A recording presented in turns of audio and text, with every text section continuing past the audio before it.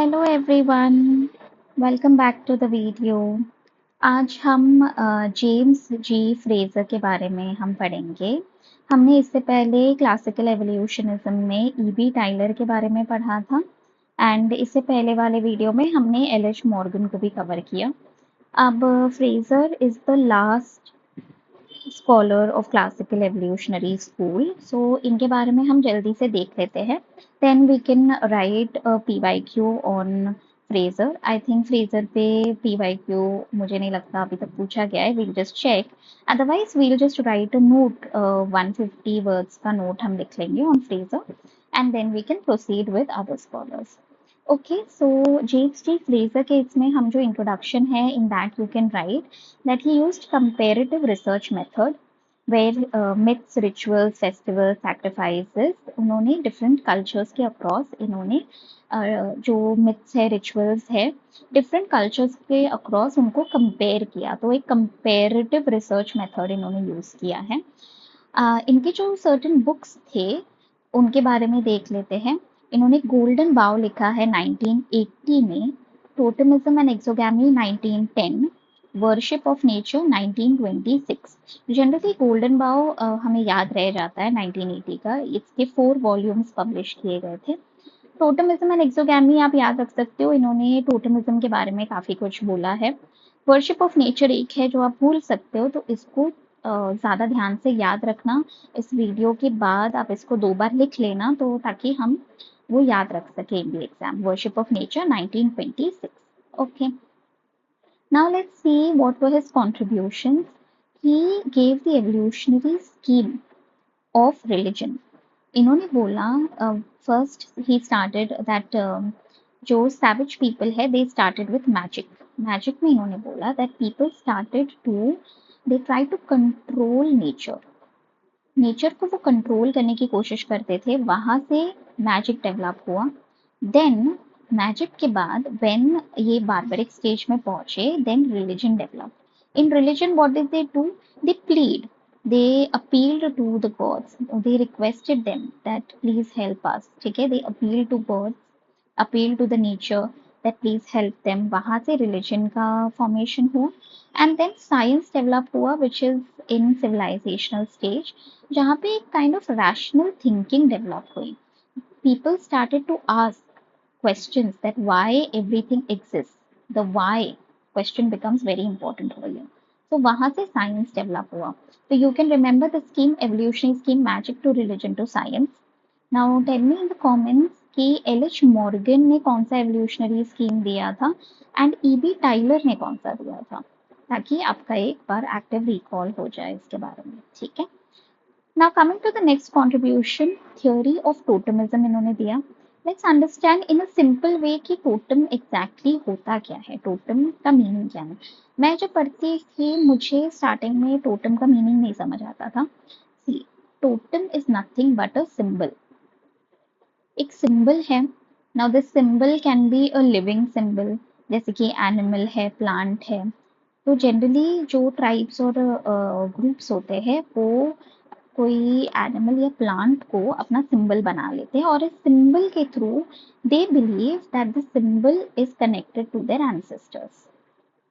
ठीक है, और इस सिंबल को they believe that this is protecting them from the negative forces and they make it their identity. तो इतनी सारी चीजें लिंक हो जाती है टोटम से। सो यहाँ पे भी फ्रेजर ने टोटम को डिफाइन किया है। He defined it as a material object which the savage people regard as superstitious and believe there exist a bond between it and every member of the society. Now see, अगर ये exact definition आपको याद नहीं आ रहा है then it's fine, you can write it in the own words, जैसे मैंने अभी बताया है। एग्जामिनर बस ये देखेंगे कि टोटम को इन्होंने लिखा है that Fraser has defined totem और नॉट। ये पॉइंट उन्होंने देख लिया, वो पूरा डेफिनेशन पढ़ने नहीं बैठेंगे। तो आप इसको थोड़ा लर्न कर सकते हो, या फिर you can directly right that it's a symbol which the tribes और a group they regard it as superstitious and they believe their and it has certain ancestral connection, it protects them, it gives them identity। तो इस form में भी आप लिख सकते हो इसका डेफिनेशन। अब टोटम का मैं एक बहुत अच्छा एग्जाम्पल बताती हूँ। आपको पता होगा दैट सलमान खान पे एक केस हुआ था, right? That he hunted a deer hunting का केस था। तो ये जो डियर था, this was basically a black buck, इसको ब्लैक बक कहते हैं। और ये जो ब्लैक बक है, this is a totem of Bishnoi tribe which stay who stay in Rajasthan. तो इनका ये टोटम था, और जैसे ही उन्होंने हंट किया इस टोटम को, नेक्स्ट डे इनके रेसिडेंसी के सामने बिश्नोई ट्राइब के पीपल वहाँ पे जमा हो गए थे, and they were asking him that why he did this. Because जो ट्राइब्स होते हैं, जो ग्रुप्स होते हैं, वो अपने टोटम को बहुत इंपॉर्टेंस देते हैं उनको। वो जैसे कि हमने कहा ना, एक रिलीजियस पर्सपेक्टिव से देखते हैं, और इनके कुछ टेबूज भी होते हैं। They have certain taboos related to it, that you should not kill this totem. So वो इसको बहुत सीरियसली लेते हैं। सो इसीलिए आप इस टोटम के कॉन्सेप्ट को वहां से आप याद रख सकते हो। Now when you define it, you can also right an example. आप बिश्नोई ट्राइब का ही एग्जाम्पल लिख सकते हो, या फिर अरुंटा ट्राइब है इन ऑस्ट्रेलिया, ये प्रेगनेंसी लिंक्ड टू टोटम करके मानते हैं, that pregnancy is because of the totem. ये उनकी मान्यता है। आप अरुंटा ट्राइब को भी मेंशन कर सकते हो। ठीक है। Now the third thing that Frazer gave was a theory of magic. इन्होंने थ्योरी दिया, he said magic is of two types, one is imitative, second is contagious.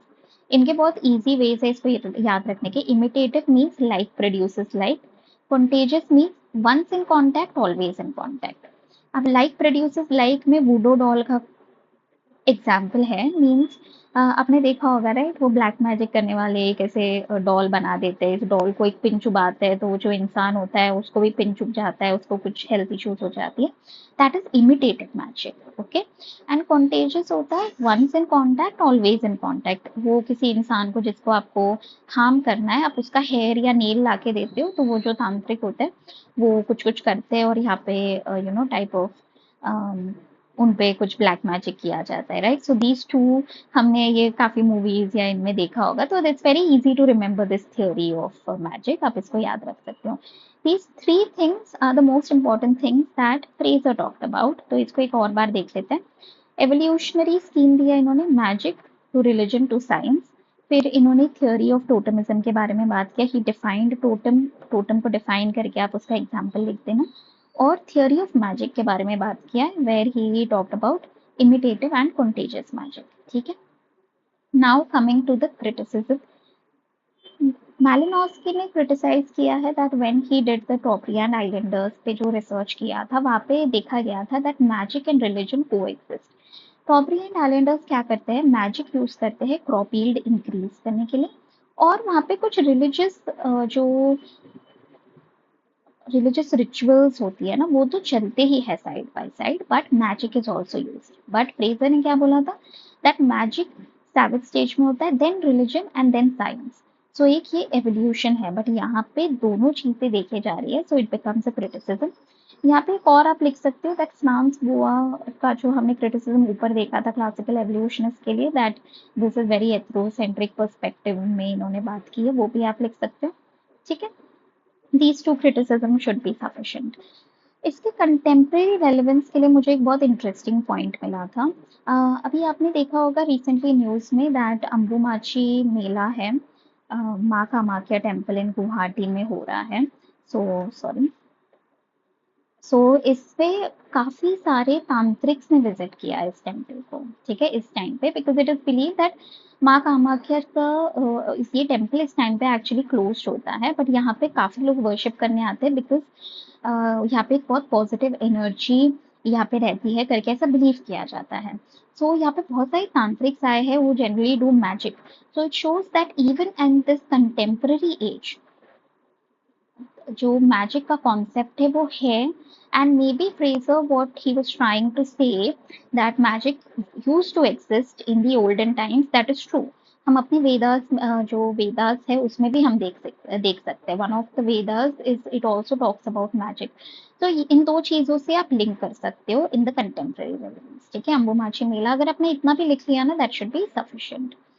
Okay, so yeah, that's it for Fraser. In the next video, we will write an answer on James T. Fraser.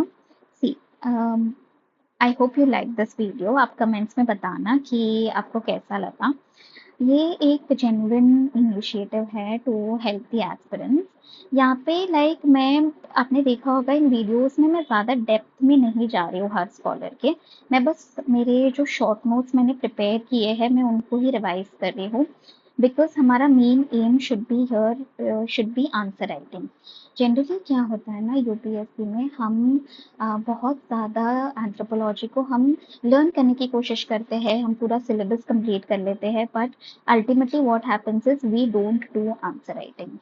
और जब answer writing हम नहीं करते हैं तो mains exam में जब हम जाएंगे वहाँ पे ऐसे जेम्स जी फ्रेजर के जैसे 200 टू 300 कॉन्सेप्ट्स होते हैं एक पेपर में। तो वो सारे कॉन्सेप्ट्स उस मोमेंट पे याद आना बहुत ज़्यादा डिफिकल्ट हो जाता है, राइट? तो बट अगर हम कंसिस्टेंट बेसिस पे एक ऐसे टॉपिक को लेके उस पे हम जब पढ़ाई करके रिवाइज करके उस पे आंसर राइटिंग कर लेते हैं, देन इन द एंड उस पर्टिकुलर कॉन्सेप्ट को एग्जाम में याद आने के चांसेस बढ़ जाती है। So this is an attempt to do that to make the preparation easy. If you like the video, please like, share and subscribe and let me know if I can improve, how I can improve the quality of the videos, if I can add something extra. Um, मैं अभी बहुत raw videos बना रही हूँ। I am like putting effort, but if you want anything else then please let me know, then I will adjust accordingly. Thank you so much. Please keep revising and keep writing. Thank you.